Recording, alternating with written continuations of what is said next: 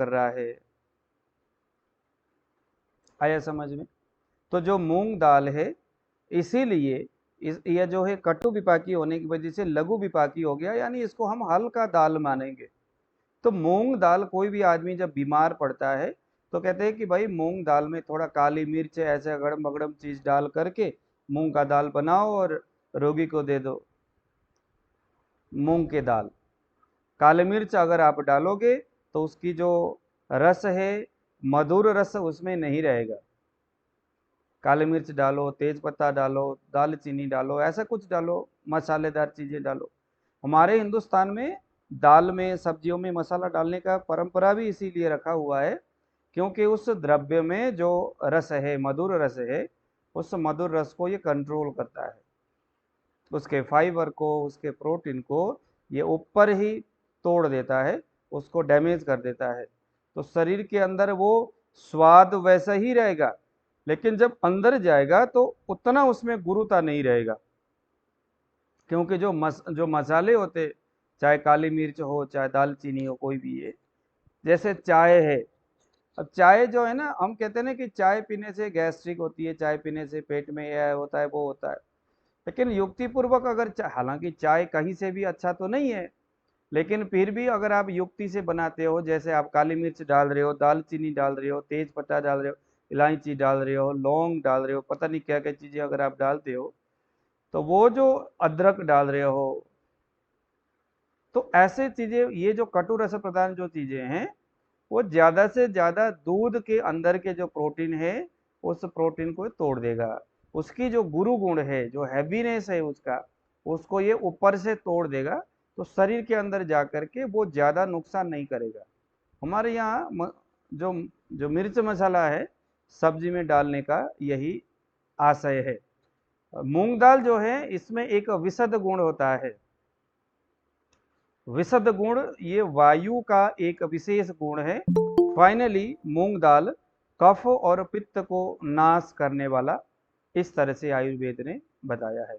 कफ का नाश करता है क्योंकि कषाय और रुक्ष गुण वाला है, कटु विपाकी है तो कफ को नाश करेगा। और इसका मधुर रस और शीत वीर्य होने की वजह से पित्त को भी ये नाश करता है। ठीक है, कषाय रस है, रुक्ष है, शीत वीर्य है, कटु विपाकी है, तो ये सब के सब जो गुण है, ये वायु को बढ़ाने वाले गुण होते हैं। इसीलिए थोड़ा सा आपने अंदाज लगाना है, किसी भी द्रव्य को जब आप सोचते हो तो ऐसा नहीं अभी तक हम ये सोच रहे थे कि भाई चलो इसको दिया जाए। थोड़ा सा आप अन्वेषण कर लो, थोड़ा सा आप अपने अंदर से उस द्रव्य का, इस उसके गुणों के आधार पर थोड़ा सा विमर्श करो। तो फाइनली कफ और पित्त से रिलेटेड जो पेशेंट है, उनको हम मूंग की दाल आसानी से दे सकते हैं। लेकिन अगर कोई वातज रोगी है तो मूंग की दाल चूंकि पथ्य माना गया है, किसमें, इसको जो है आपका मूंग का जो दाल है, सभी दाल में पथ्य है, लघु आहार है, पथ्य है, उसको खाया जाने वाला है। लेकिन अगर वातज रोगी है तो थोड़ा स्नेह, जैसे आपका तेल है, तेल में उसको फ्राई कर लो, उसको जो है कि छोका मारो, थोड़ा देसी गाय का घी उसमें डाल लो। तो इसकी जो मूंग दाल की जो रुक्ष, कषाय, शीत आदि जो गुण है, इसको कटुबीर्य, इसको जो स्निग्ध जो घी तेल है, उसको थोड़ा ठीक करेगा। तो वायु से रिलेटेड जो व्यक्ति है, वात प्रकृति वाले, उनके लिए भी मूंग का दाल सही रहेगा। तो हमने अभी देखा सुख धान्य में रक्तशाली पथ्य है, लेकिन स्थिति को देख करके ऐसा नहीं कि पथ्य यानी सबके लिए उपयोगी नहीं है, सभी समय में नहीं है, सभी ऋतुओं में नहीं है, सभी व्यक्ति के लिए नहीं है। उसका व्याख्यान ग्रंथ ने किया है कि कब किसको किस तरह से देना है। लेकिन पथ्य है, इतना समझ लो।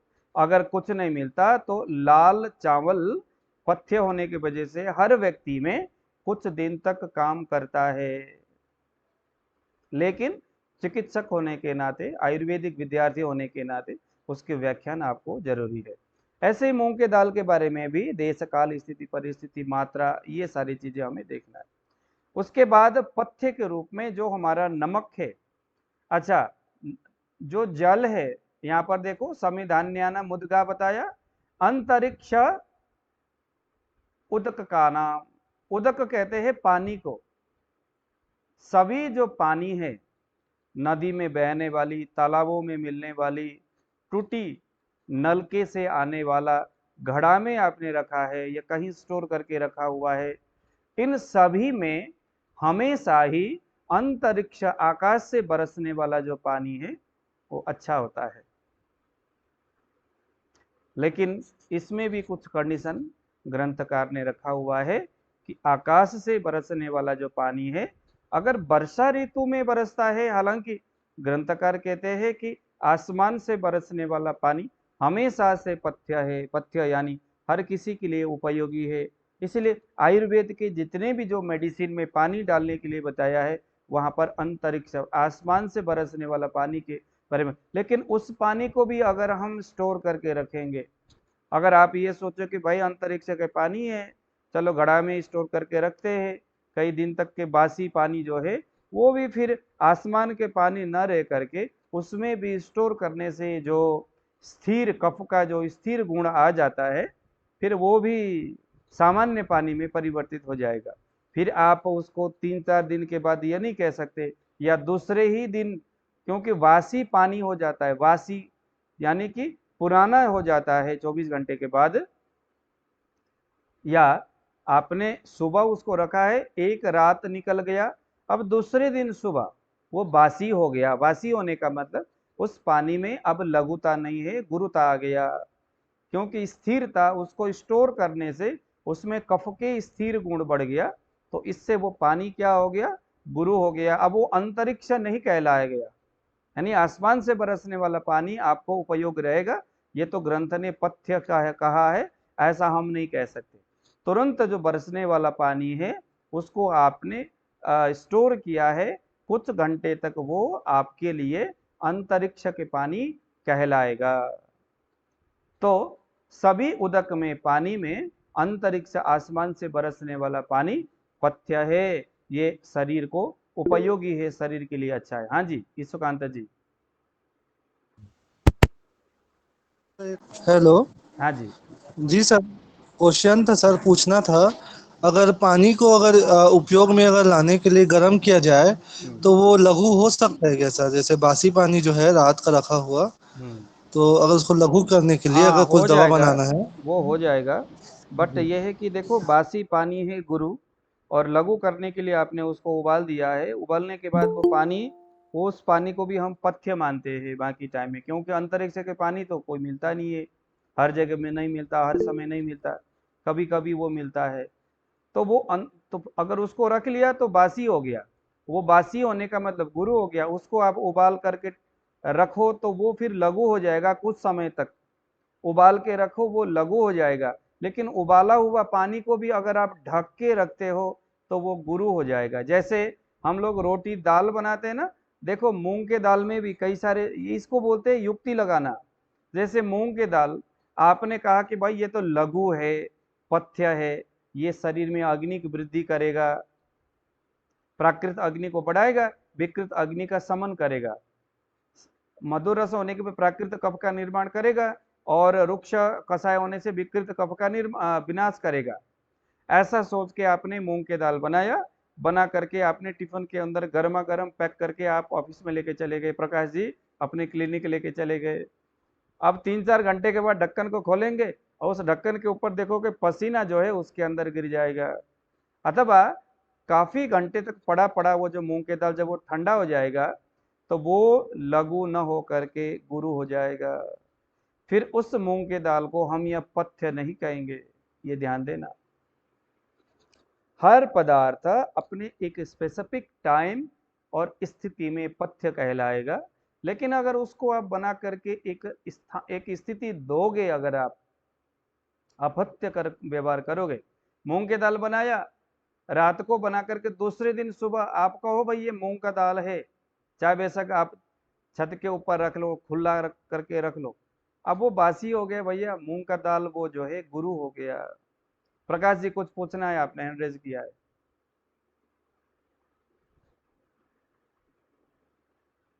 हाँ जी, आपका आवाज नहीं आ रहा है। एनीवे आपके शब्द नहीं आ रहा है, आप कमेंट बॉक्स में भी लिख सकते हैं इसको। अब आ गया तीसरे नंबर में सैंधवम लवणानाम। लवणानाम नमक में सबसे जो पथ्य है, उपयोगी है, जिसको हम हमेशा बरत सकते हैं हर कंडीशन में, जहां भी हमें लवण की जरूरत पड़ती है तो वहां हम सेंधा नमक ही प्रयोग करेंगे, क्योंकि इसको ग्रंथ ने पथ्य माना है। पथ्य यानी जिसको हम उपयोग कर सकते हैं। कोई व्यक्ति है, उसका ब्लड प्रेशर हाई है, कहते नमक नहीं देना चाहिए, लेकिन सेंधा नमक पथ्य है, युक्ति पूर्वक हम दे सकते हैं।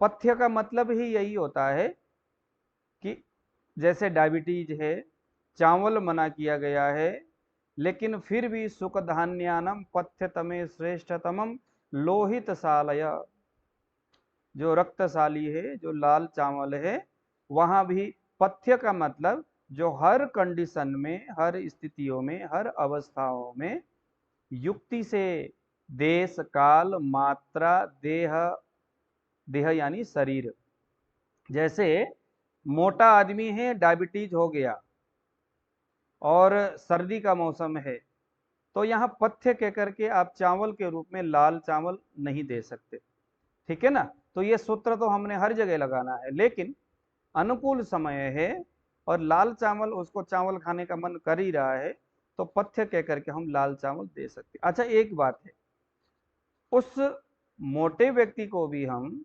मूंग का जो ये आपका जो लोहित सालया यानी जो लाल चावल है, तो युक्ति पूर्वक हम उसको देख सकते हैं। इसमें लघु है तो थोड़ा उसमें गुरु गुण कर दो। मोटे आदमी को क्या चाहिए? गुरु और अपकर्षण करने वाला द्रव्य चाहिए। तो ऐसा कुछ देखो जो कि गुरु और अपकर्षण करता होगा। उसके जैसे आप जौ का जो पानी है, जौ का जो छार है, यानी क्या कर सकते हैं हम, देखो हमें क्या करना है, गुरु और अपकर्षण करना है। जो जौ है वो गुरु है और अपकर्षण करता है, संकर्षण उसको खींचता है, चीजों को सुखाता है। हमने क्या किया, अब आयुर्वेद ने क्या बोला है, हालांकि अब ये कितना युक्ति संगत होगा ये नहीं मालूम, लेकिन युक्ति हम यहाँ लगा रहे हैं। लाल चावल को लिया और उस लाल चावल में आपने जौ को आपने गर्म किया, डंडे सहित, फल डंडा फूल सभी, और उसके बाद उस राख को पानी में डाल करके आपने 24 घंटे तक रखा, अथवा उस पानी में अगर आप इस लाल चावल को डाल करके उबालते हो, तो इस चावल में एक आकर्षण के गुण उस जौ के पानी के बदौलत इसमें आएगा। तो युक्ति से हम इसका, कुछ ग्रंथ में क्या लिखा हुआ है कि आप लाल चावल को या कोई भी गेहूं या चावल को आप हाथी को खिलाओ, और हाथी जब लेटिन करेगा तो उसको जाकर के उठाओ, उसको पानी से साफ करो, जैसे मक्की गेहूं चना आदि, और उसको साफ करके धूप में सुखा करके पाउडर बना करके उसका रोटी बनाओ, और वो रोटी मधुमेह के रोगी को दो, ऐसा करके कुछ ग्रंथों में लिखा हुआ है। इसका कारण भी वही है कि वो हाथी जो है उसके पेट के अंदर जाकर के अग्नि क्रिया होगा, बहुत सारी चीजें रुक्षण गुण पैदा होगा, और वो फाइनली गुरु और अपकर्षण का काम करेगा। इसका रीजन यही है। तो यानी कि उसने जो बताया फाइनली आपने भी ऐसा ही करना है, ऐसा नहीं है, बस उसने जो युक्ति लगाया आप भी अपने एंड से क्या कुछ आप कर सकते। हमारे सामने एक ही सूत्र है, मोटे आदमी को गुरु अपकर्षण वाला देना है, दुर्बल आदमी को लघु संतर्पण वाला देना है। बस वो युक्ति आप चिकित्सक होने के नाते आप वहां लगा सकते हो। क्या युक्ति लगा सकते हो, किसी को पूछने की जरूरत नहीं, अपने एंड से जो आप कर सकते हो वो आप करो। सेंधवम लवणानाम, अब सभी नमक में सेंधव जो नमक है वो उपयोगी है। प्लीज अपने अपने ऑडियो को आप लोग म्यूट रखिएगा। अब यहां जरा देखेंगे, सुरेंद्र कुमार जी प्लीज ऑडियो को म्यूट रखिए। अब जरा देखिए जरा, ये जो लवण है, अष्टांग हृदय सूत्र स्थान अध्याय नंबर 6 144वां सूत्र, अगर किसी के पास अष्टांग हृदय में है तो उसको बुक को निकालिए और उस सूत्र को गुनगुनाइए, अगर गुनगुना सकते हैं तो।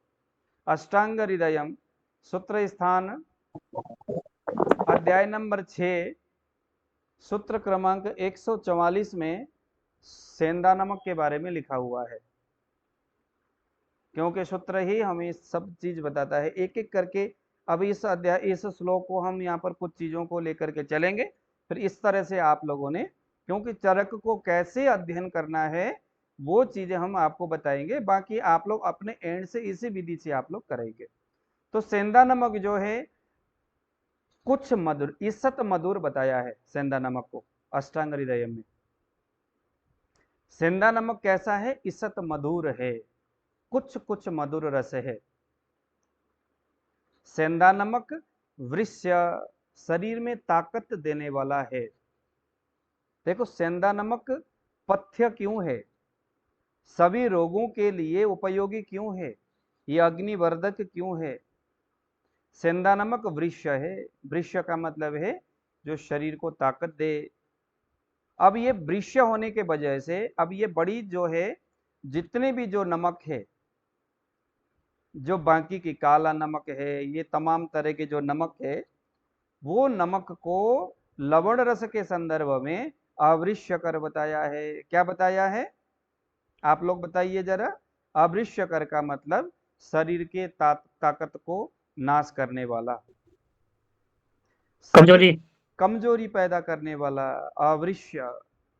वृष्य यानी, वृष्य का मतलब होता है जो आदमी बिन कुछ थके निरंतर जो काम करता रहता है, थकता ही नहीं, इतनी ज्यादा आपके अंदर इम्यून सिस्टम है, आपके अंदर ये सारे विल पावर है इतना ज्यादा। तो जो सेंधा नमक है वो आपके विल पावर को इंक्रीज करेगा, बट दूसरा नमक उसको डैमेज करेगा, उसको नाश करेगा। अवृष्य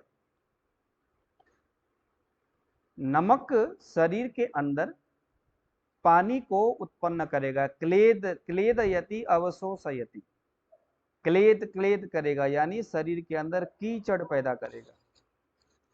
सेंधा नमक ऐसा नहीं करता, ये वृष्य है।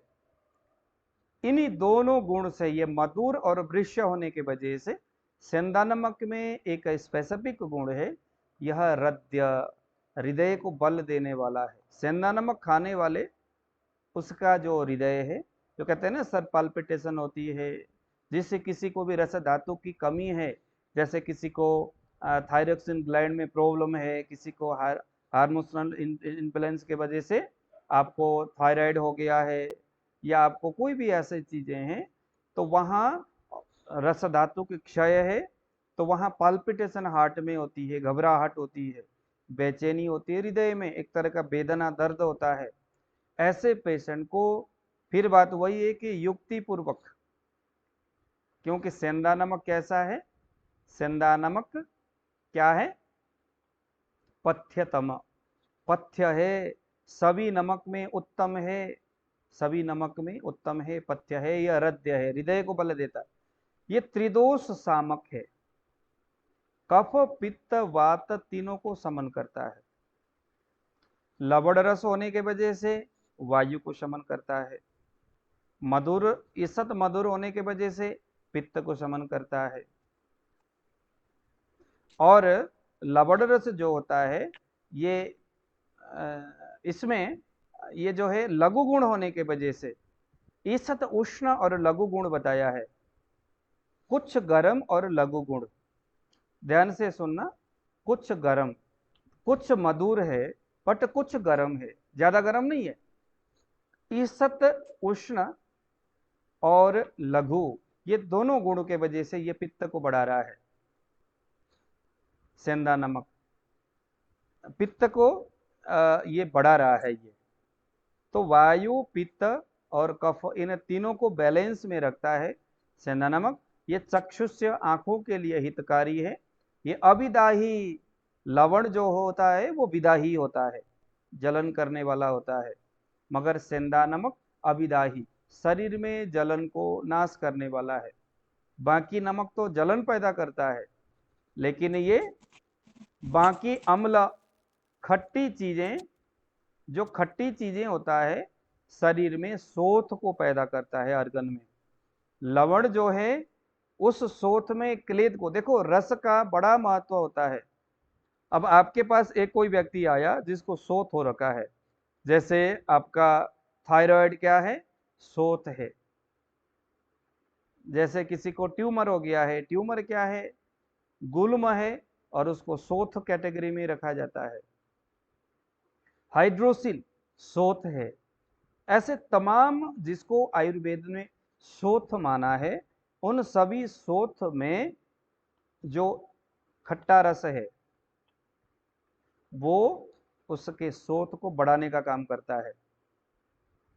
ये जो लवण रस है उस सोथ में कीचड़ उत्पन्न करने का काम करता है। जैसे किसी के शरीर में से बहुत ज्यादा मवाद आ रहा है, मवाद मीन्स कीचड़, उस कीचड़ को बढ़ाने का काम करता है सेंधा नमक, कोई भी नमक। बट सेंधा नमक नमक होने के बावजूद भी उस कीचड़ को खत्म करेगा। समझ में आ रहा है आपको? सेंधा नमक, कीचड़, ये सभी चीजें रस ही शरीर के अंदर के हर एक पर। अब देखो कोई भी अम्ल द्रव्य आप किसी भी सोथ में नहीं दे सकते। कोई भी लवण आप किसी भी इस तरह के क्लेद में, को कहता है कि सर मेरे तो ना स्वेलिंग हो रखा है, कान में से मवाद आ रहा है, शरीर में से किसी घाव से मवाद आ रहा है, तो वहां आप लवण रस नहीं दे सकते क्योंकि वो क्लेद उत्पन्न करता है। मगर सेंधा नमक उस क्लेद को, उस मवाद को सुखाने का काम करेगा। तो अच्छा, इस ये जो है त्रिदोषात्मक, त्रिदोष को ये समन करने वाला, अभिदाही जलन को नष्ट करने वाला या जलन उत्पन्न न करने वाला, और दीपन, सेंधा नमक कैसा है, दीपन है। जो अम्ल रस है वो कैसा होता है, दीपन पाचन। लवण ज्यादातर दीपन होते हैं, कटुरस पाचन और दीपन दोनों होते हैं। यहाँ सेंधा नमक को क्या बताया है, दीपन। दीपन का काम क्या होता है, आपके जठराग्नि का जो आग है वो नहीं अगर प्रॉपर जल रहा है, जहां रोगी बोलता है सर मुझे खाना खाने का मन नहीं करता, दीपन नहीं है, आग नहीं है। सर कहता है खाना तो खा लेता हूं लेकिन पचता नहीं है, दीपन पाचन गड़बड़ हो गई है। तो दीपन अगर गड़बड़ी होगी तो खाने का मन नहीं करता, अरुचि जैसे कंडीशन हो जाती है। अगर पाचन सही नहीं है तो बोलता है सर खा तो लूं मगर शरीर गड़बड़ कर देगा, फिर पचेगा नहीं, यानी पाचन की कमी है। सेंधा नमक जो है दीपन का काम करता है। शाकानाम, शाकानाम यानी जो शाक वर्ग के जो जितने भी वनस्पति है उनमें से जीवंती नाम का जो शाक है, ये क्या है, पथ्य है। बट जीवंती नाम का जो शाक है हर जगह नहीं होता, ये पित्त और वायु इन दोनों को शमन करने वाला होता है जीवंती शाक। मृगमाशानम एडेयम, अब ये जो है एड नाम का एक जानवर होता है मृग के अंदर ये जितने भी जो मांस है, मांस वर्ग में वो पथ्य है। अगर पक्षी को खाओगे तो उसमें से लाव नाम का जो पक्षी है, नाड़ी परीक्षण में हम लावा के बारे में बताते, तो वो पथ्य है। अपथ्य कौन सा है, तो जो क्या नाम है उसका, जो जंगली कबूतर बोलते हैं, पता है आप लोगों को? लेकिन जंगली कबूतर का एक बहुत बड़ा अच्छा योग मेरे को पता है। जंगली कबूतर, जंगल में जाओगे, खेतों में जाओगे तो एक कबूतर जैसा होता है, सफेद, थोड़ा भूरा भूरा टाइप का। मुकेश जी क्या बोलते हैं आपके तरफ उसको? सर कबूतर ही बोलते हैं। सफेद भूरा सा होता है जो। तीतर सर। हमारे यहाँ पे घुघुर बोलते हैं। हाँ हमारे यहाँ पे घुघुर बोलते हैं। वो मतलब वो उसके टाइप का जैसा है लेकिन वो है नहीं, हाँ अलग है। हाँ, ढुकुर बोलते हैं, ढुकुर ढुकुर। सर घुघुर घुघुर, हमारे यहाँ पे घुघुर बोलते हैं। ओके। इसको हम मारते नहीं है। माइक को थोड़ा दूर रखो सनी जी, माइक थोड़ा दूर रखिए जरा। तो हाँ मैं समझ गया। तो वो जो है वो अपथ्य जितने भी जो, इसको हम मारते नहीं है। अच्छा, जो पक्षीणाम लाव नाम का जो पक्षी है वो पथ्य है, लेकिन वो जो है जंगली कबूतर वो अपथ्य है, उसका सेवन नहीं करना चाहिए। बिले सयानम गोधा, गोधा नाम का जो जानवर है, बिले, बिल में रहने वाला जो जानवर है, वो गोदा नाम का जो जानवर है जो बिल में रहता है, बिल में रहने वाले तमाम जानवरों में से तमाम जो क्या बोलेंगे, उसको भी जानवर ही कहेंगे, वो गोदा जो है वो पथ्य है। तो इस तरह से यहाँ पर सर्पी, घी में सर्पी ही सर्पिसाम गव्यम, ये जो गाय का जो घी है, सर्पी यानी घी, घी में सबसे उत्तम है गाय का घी। घी को भाव प्रकाश निघंटु घृत वर्ग में देखिए, अगर आपके पास भाव प्रकाश निघंटु है तो देखिए जरा, घी इतना उत्तम क्यों है? क्योंकि गव्य घृतम विशेषेण चक्षुष्यम, भाव प्रकाश निघंटु कितना अच्छा बताता है। ये जो घी है ना, ये चक्षुष्य है, चक्षुष्य यानी आंखों के लिए ये हितकारी है। भाव प्रकाश निघंटु है किसी के पास? हाँ जी, है किसी के पास भाव प्रकाश निघंटु?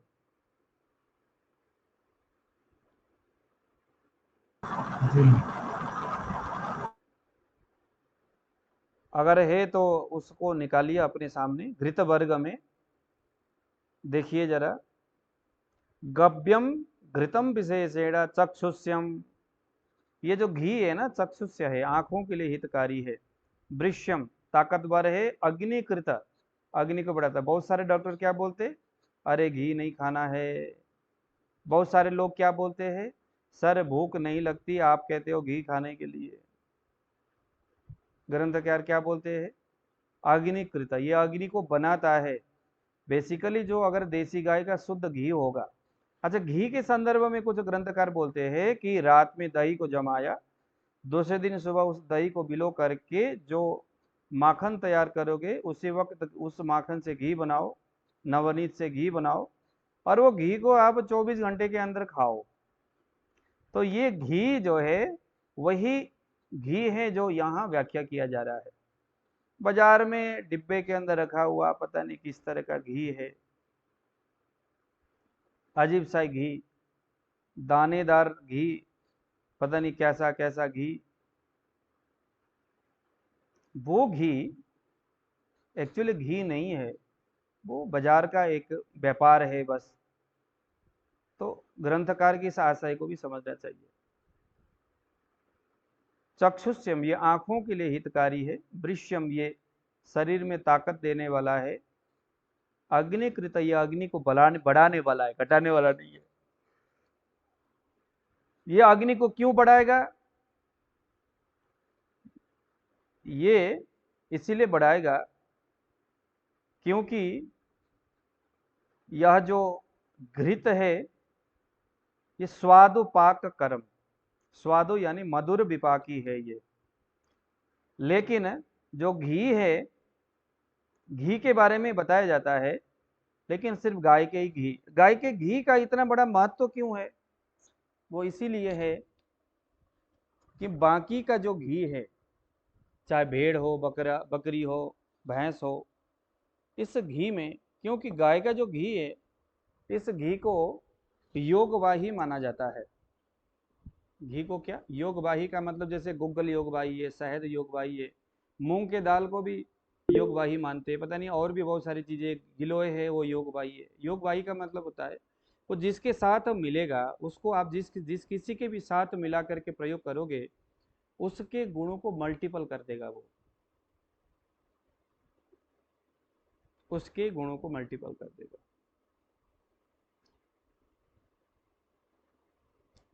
ये उसके गुणों को मल्टीपल करने का गुण बाकी घी में भी है, भैंस में भी है, अगड़म बगड़म सभी घी में है। लेकिन गाय के घी में एक स्पेसिफिक और एक कुछ गुण है जिसके वजह से गौघृत को माना जाता है। वो ये है कि गाय का घी योगवाही होने के बावजूद भी अपने गुणों को नहीं भूलता और बाकी के जो घी है वो भूल जाता है। जैसे आपने पंचगव्य घृत बनाया, सुना है आप लोगों ने पंचगव्य घृत? ब्राह्मी घृत सुना होगा आप लोगों ने, पुनर्नवादि घृत सुना होगा आप लोगों ने। जड़ी बूटी में एक मेडिकेटेड घी बनाया जाता है, उस घी को ऐसा प्रिपेयर करके तैयार किया जाता है। ग्रंथकार का मानना है कि अगर ब्राह्मी नाम की औषधि को एक विधि से तैयार करके उस घी के साथ उसको तैयार किया जाए, उस घी में उस जड़ी बूटी के, उस ब्राह्मी के गुण आ जाता है। और चूंकि घी जो है वो वृक्ष है, अग्निकृत, अग्नि को बढ़ाने वाला है, और ये योगवाही है, तो ये मल्टीपल होकर के उस ब्राह्मी की क्वालिटी को बढ़ाने वाला होगा। इसीलिए आयुर्वेद में ब्राह्मी घृत 1 चम्मच और आधा चम्मच शहद मिला करके अगर आप किसी भी व्यक्ति को दोगे तो उसके मेधा की वृद्धि होगी। इसीलिए क्योंकि अब वो ब्राह्मी है, उसके मेधा वृद्धि कर गुणों को लेकर के जाने वाले दो दो लोग हो गए। एक तो वो घी खुद है और दूसरा है शहद, जिसके ऊपर अभी आप डालने वाले हो। शहद को भी योगवाही माना जाता है, लेकिन ये घी जो है सिर्फ योगवाही, ब्रह्म रसायन। हाँ जी दिव्या, क्या बात है, ब्रह्म रसायन, ब्रह्म रसायन भी है। लेकिन गाय का जो घी है, स्पेसिफिक इसकी एक ऐसी गुण है कि वो ब्राह्मी के गुणों को लेकर के तो जाएगा, ब्राह्मी के गुणों को तो मल्टीपल करेगा, लेकिन अपने गुणों को वो भूलेगा नहीं। गाय का घी में जो गुण है, कौन कौन से गुण है, अभी जो हम पढ़ रहे थे यहाँ पर कि गव्यम घृतम विशेषेण चक्षुष्यम वृष्यम अग्निकृत स्वादुपाककरम शीतम वात पित्त कफापहम मेधा लावण्य कांत्योजस तेजो वृद्धिकरम परम अलक्ष्मी पाप रक्षोग्नम वयसः स्थापकम गुरु। तो ये जो गुण है, मैं इसका व्याख्यान अभी कर दूंगा, ये भी गाय का घी भूलता नहीं है। यानी ब्राह्मी के गुणों को मल्टीपल कर रहा है योगवाही होकर के, लेकिन चूंकि घी जा रहा है और वो गाय का अगर है घी, तो गव्यम घृतम विशेषेण चक्षुष्यम, उसके आंखों को भी हितकर हो रहा है। वृष्य भी है, क्योंकि ब्राह्मी आंखों के लिए नहीं होगा, अग्नि को बढ़ाने वाला ब्राह्मी में ऐसा कोई गुण नहीं होगा। मेधा वृद्धि कर तो है ब्राह्मी, लावण्य कर तो है ब्राह्मी, लेकिन कांति, ओज और तेज को बढ़ाने वाला नहीं होगा। सबसे बड़ी बात है अलक्ष्मी पाप रक्षोग्नम, जो अलक्ष्मी है, यानी जो लक्ष्मी संपत्ति से रहित है, जो दरिद्र है, जो गरीब है, उसके दरिद्रता को, उसके गरीबी को, उसके घर के अलक्ष्मी को भी यह गाय का अगर घी है तो उसको भी खत्म करता है। कुल मिलाकर के पहले जमाने में हमारा जो हिंदुस्तान था वो कृषि प्रधान देश था, लोग सभी अपने अपने घर में गाय पाला करते थे। गाय जो है उनको कामधेनु भी कहा जाता है, क्योंकि गाय बड़ी साध्वी विदुषा होती है, और अगर आप बढ़िया गौ सेवा करते हैं तो गाय को मालूम होता है कि आपके घर में गरीबी है, ये सारी चीज़ें हैं, तो उस एक गाय से वो अपना जीविकोपार्जन करते थे। और गाय को जितना, जो आदमी बढ़िया दूध देने वाले गाय, अच्छा दिखने वाले गाय जिसके पास होता था, उसको समृद्धि का प्रतीक माना जाता था। तब अलक्ष्मी पाप रक्षोग्नम, आपके पाप समूह को नाश करके आपको रक्षा करने वाला, रक्षोग्नम वयसः, आपके जवानी को बनाए बरकरार रखने वाला गाय का घी, वयस स्थापकम, आपके वय को, जवानी को स्थापन रखने वाला। यानी अगर कोई आदमी जवानी में ही बूढ़े जैसा दिखता है तो उसको क्या लेना चाहिए? घी। लेकिन अब डॉक्टर कहेंगे हाँ जी घी लोगे तो ये हो जाएगा, कोलेस्ट्रॉल बढ़ेगा जी, आपका ट्राइग्लिसराइड बढ़ रहा है, घी ना लो। हाँ, कोलेस्ट्रॉल बढ़ रहा है, ट्राइग्लिसराइड बढ़ रहा है, मैंने देखा है वहाँ मेडिकेटेड घी अगर आप लोगे तो हानि नहीं करेगा। अपने घर पे बनाया हुआ देसी गाय का घी नहीं। बट अगर ट्राइग्लिसराइड कोलेस्ट्रॉल अगर बढ़ा हुआ है तो पहले शोधन करे। आयुर्वेद की और भी तो पद्धति है ना जी, आहार के विधि, विहार के विधि तो ग्रंथ ने जो बताया है। हाँ, अस्थमा में कफ नहीं बढ़ाएगा, नहीं बढ़ाएगा, बिल्कुल नहीं बढ़ाएगा, क्योंकि देखो ना यहाँ पर वृष्यम अग्निकृत, अग्नि को, लेकिन बात वही है कि जो आप में, क्योंकि देखो ऐसा, ये जो यहाँ जो पथ्य आहार के बारे में जो बताया जा रहा है ना, ये रोगी के लिए नहीं, ये एक स्वस्थ व्यक्ति के लिए बताया जा रहा है। अगर कोई रोगी है तो रोग शमन की जो दूसरी प्रक्रिया है उससे गुजर करके, रोग से निरोग हो करके इन विधि का आपको पालन करना होगा। पथ्य का मतलब है कोई व्यक्ति कभी रोगी ही ना हो, इसके लिए आपके पास क्या जरिया है, वो ये है कि आप पथ्य चीजों का पालन करें। चावल लेना है निरंतर तो रक्तशाली रक्त चावल ले लो, मूंग की दाल आप ले लो, कंटिन्यू लोगे मूंग की दाल तो आपको हानि नहीं करेगा। अंतरिक्षस्थ जलनम, पानी में अंतरिक्ष मुदकाना, आसमान के पानी का आप करो, या कुछ भी ऐसा युक्ति करो कि जो लघु गुण वाला हो जाए वो पानी, यानी पानी जो है नलका से निकाला हुआ ताजा पानी भी वो लघु गुण होता है। गुरु कब होगा, जब उसको आप स्टोर करते हो, इस भाव को समझो। अभी आपने समरसेबल से पानी निकाला, वो लघु जरूर है, लेकिन अगर उसको आप स्टोर करते हो तो वो गुरु हो जाएगा। अंतरिक्ष का मतलब ये नहीं कि आप बस बारिश हो जाए पानी नीचे गिर जाए तो अंतरिक्ष का पानी ये लघु है और इसको पथ्य माना है, नहीं। कोई पानी अगर ताजा है तो उसको भी हम पथ्य के रूप में प्रयोग कर सकते हैं। घी के बारे में यहाँ पर स्वादुपाक करम शीतम, शीतम ये ठंडा है, अग्निकृतम पहले बता दिया, अग्नि को जलाने वाला है, लेकिन फिर भी ये शीतम शीत वीर्य वाला है। स्वादुपाक मधुर विपाकी है। वात पित्त कफा अपहम, देखो वात पित्त और कफ, आप देखिए ना जरा ये भाव प्रकाश में आप देखिए इसको, वात पित्त कफ अपहम, वात पित्त और कफ को नाश करने वाला है घी।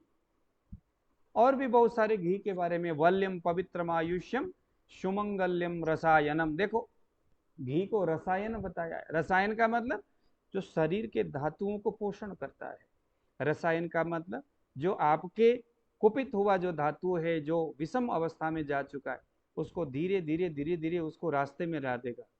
रसायन का ये काम है, शरीर को ओज तेज बल से परिपूर्ण करने वाला है रसायन। सुमंगल्यम आपके जीवन को मंगलमय बनाने वाला है। पवित्रम ये अत्यंत मन को पवित्र रखने वाला है।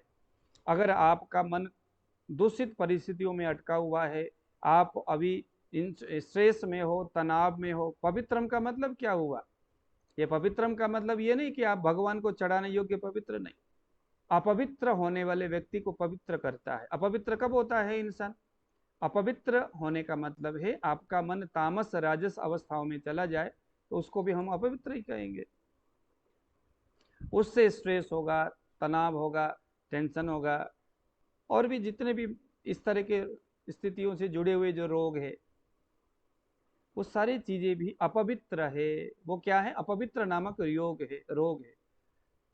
ऐसे में भी देसी गाय का घी आपके अंदर क्या करेगा, पवित्रम आयुष्यम, आयुष्य यानी आपके आयु को बढ़ाने वाला होगा।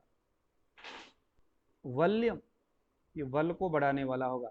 सुगंधम शरीर में दुर्गंध को नाश करके सुगंध को बढ़ाने वाला होगा। रोचनम आपके अंदर भूख को बढ़ाने वाला होगा। रोचनम के कई सारे अर्थ यहाँ आयुर्वेद में बताया। रोचन का एक अर्थ है कि भूख को बढ़ाने वाला, देखो ऊपर बताया है अग्निकृत, अब नीचे बचा रहा है रोचन। दोनों को जोड़ के देखो, घी रोचन, लेकिन मात्रा पूर्वक, युक्ति पूर्वक, परिस्थितियों को देख के, समय को देख के, ये देख के, वो देख करके आपने घी का सेवन करना है। घी कहाँ कहाँ नहीं लेना चाहिए वो अलग अलग रोगों में व्याख्यान है उसका, उसको भी ध्यान देना है। लेकिन अभी हम यहाँ एक देख रहे कि गव्यानाम गव्यम सर्पी सर्पिसाम, सभी जो घी है उनमें से गाय का घी पथ्य है। अब यहाँ पर महिष भैंस का जो घी है उसके बारे में भी देखते हैं। वहां पर माहिसम तो घृतम स्वादो पित्त रक्ता नीलापहम शीतलम श्लेष्मलम वृश्यम गुरु स्वादो विपच्यते। आ देखो, इसीलिए भैंस का घी उतना युक्ति नहीं है। माहिसम तो घृतम स्वादु, स्वादु है, स्वादु यानी आपके टेस्ट को बढ़ाने वाला है। स्वादु बोला है उसने, बस टेस्ट अच्छा है। घी, देसी गाय के घी के समान बहुत सारे गुण नहीं बताया, एक श्लोक में खत्म कर दिया। स्वादु, पित्त रक्त, पित्त रक्त अनिल वायु को अपहम नष्ट करता है। पित्त, रक्त और वायु।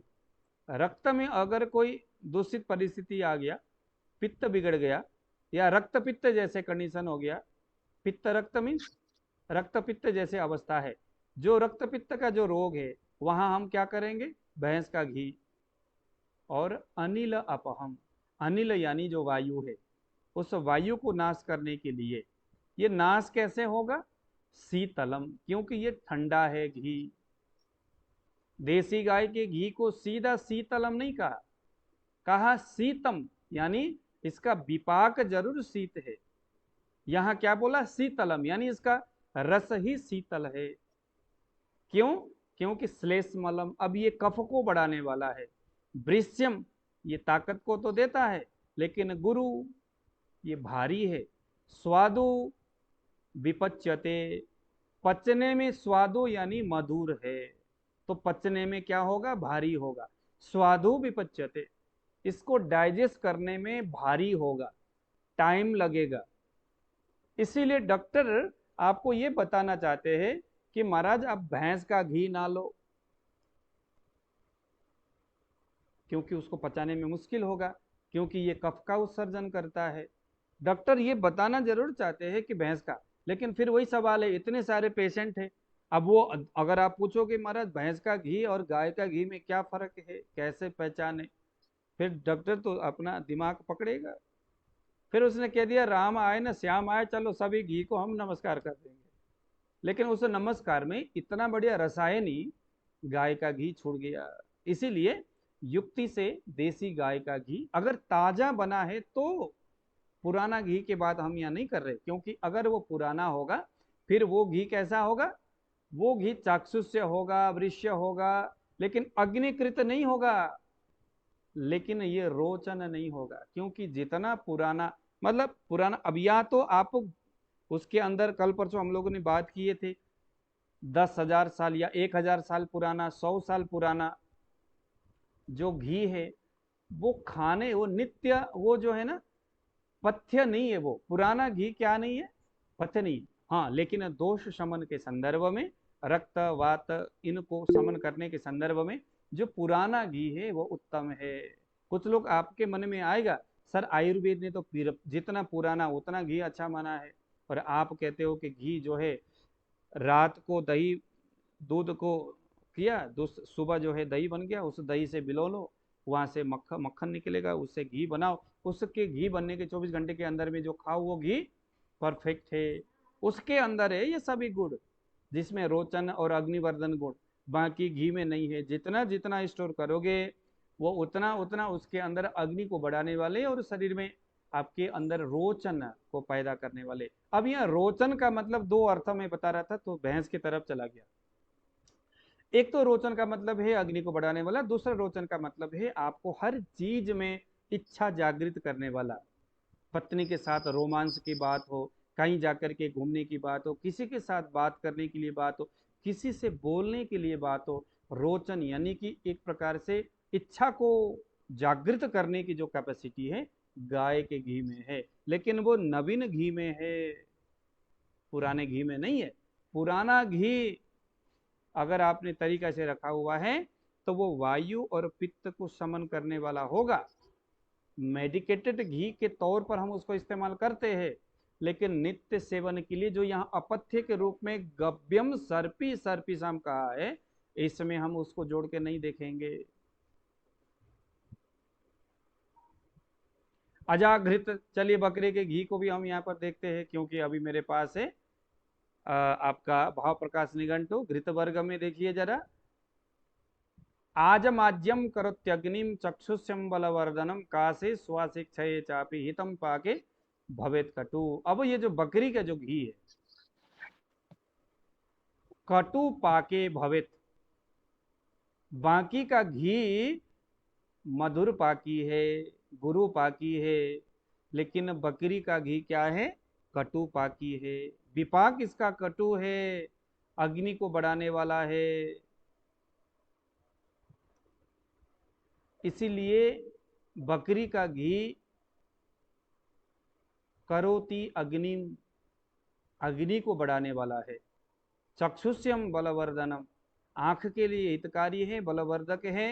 विशेष करके कासे श्वासे, कास रोग हो, श्वास रोग हो, अस्थमा जैसे कंडीशन हो, क्षय शरीर सूखते जा रहा है, राजयक्ष्मा जैसे कंडीशन है, ऐसे कंडीशन में बकरी का घी उपयोगी है। लेकिन ये सभी चीज़ें हम भाव प्रकाश पढ़ेंगे तो मज़ा आएगा। अभी हम चरक पढ़ रहे हैं, तो यहाँ संदर्भ वसात हमने भैंस और बकरी के घी के बारे में बताया। ठीक है, भैंस का घी जो है, कभी भी अगर आपका शरीर कफ कारक है, आलस्य है, कफ की प्रवृत्ति आप में है, साथ में ट्राइग्लिसराइड है, साथ में कोलेस्ट्रॉल है, तो भूल करके भी भैंस का घी नहीं सेवन करना है। गाय का घी युक्तिपूर्वक नवीन अगर घी है तो किसी भी हालत में पियो, कभी हानि नहीं करने वाला है। वो कफ पित्त वात तीनों को समन करने वाला है। तो आज हम इतना ही पढ़ेंगे, फिर आने वाले समय में परसों हम इस अध्याय को, मुझे लगता है अब ये जो पथ्य वाला जो ये सूत्र है हमारा 38 वाला, इसको आप लोग अपने एंड से इसी तरह से व्याख्यान करते हुए जाइए। कल परसों हम लोग 39 वाला पढ़ के इस अध्याय को हम नमस्कार करेंगे, जो अपथ्य के संदर्भ में है। पथ्य हमने आज पढ़ लिया, और भी बाकी जो पथ्य के जो संदर्भ है, सूत्र है, उसको एक बार आप लोग देख लीजिएगा। लेकिन इसको पढ़ने की जो रिदम मैंने आपको बताया, परसों आकर के हम अपथ्य के बारे में पढ़ेंगे। उसमें भी इसी प्रकार के बहुत सारे रोचक चीज़ें हैं। आजकल लोग डायबिटीज के नाम पे जो चीज़ें खा रहे, पता नहीं गेहूँ बाजरा के आटा, ये आटा वो आटा, वो कितना योग्य है, उसको अपथ्य माना है, कुधान्य माना है उसको आयुर्वेद ने। देखिए धान्य वर्ग में कुधान्य क्या किस किस चीज़ को बताया, वो सभी कुधान्य आज के नवीन वर्ग जो है वैद्य लोग उसी को सुधान्य कह करके डायबिटीज के पैकेट बना करके 500 रुपये केजी बेच रहे हैं यहाँ पर। तो ये सभी फोड़पंथी है, और इससे आप लोग आयुर्वेद के विद्यार्थी हो, आप लोगों को ठीक करना होगा। क्योंकि एक रोग ठीक सर करना एक चीज है सर, घी त्रिदोष नाशक है। है?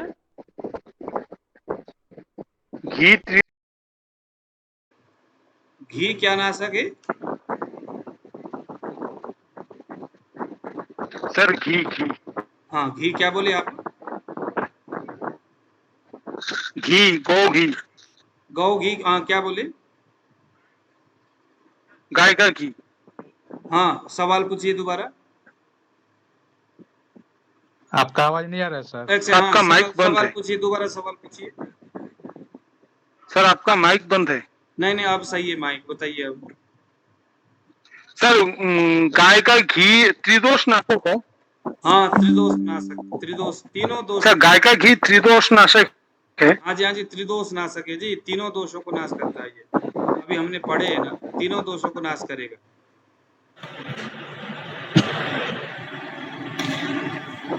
तो जी कितना पुराना घी खाया जा सकता है?